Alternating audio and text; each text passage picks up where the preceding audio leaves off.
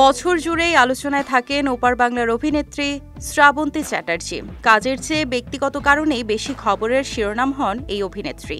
বড় পর্দায় শ্রাবন্তীর জীবন ঠিক যতটা রঙিন, তার ব্যক্তিগত জীবন ততটাই আলোচিত। 3 বার বিবাহ বন্ধনে আবদ্ধ হলেও কোনো সংসার টিকেনি এই অভিনেত্রীর। সবশেষ চলতি মাসের শুরুতে তৃতীয় স্বামী রোশন সিং এর সঙ্গে আইনিভাবে বিবাহ বিচ্ছেদ হয় তার। এবার ভারতের একটি সংবাদ মাধ্যমে দেয়া সাক্ষাৎকারে তিনি জানালেন, কোন ধরনের প্রেম তার কাছে রোমাঞ্চকর। চুমু, হাতে লেখা চিঠি, মেসেজ নাকি খোলা পিঠে কবিতা লেখা, কোনটা সবচেয়ে রোমাঞ্চকর বলে আপনার মনে হয়?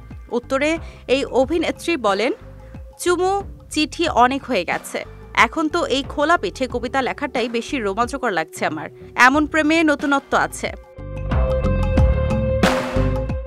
শ্রাবন্তী তার নতুন সিনেমা আমার বসে নির্মাতা অভিনেতা শিবপ্রসাদ মুখোপাধ্যায়ের সঙ্গে জুটি বেঁধেছেন।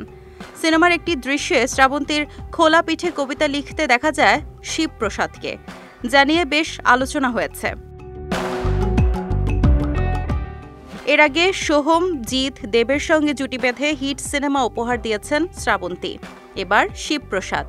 পর্দার নায়কদের বিষয়ে এই অভিনেত্রী বলেন, সোহমের সঙ্গে আমি ছোটবেলা থেকে কাজ করছি, ওর সঙ্গে বন্ধুত্বটাই আলাদা।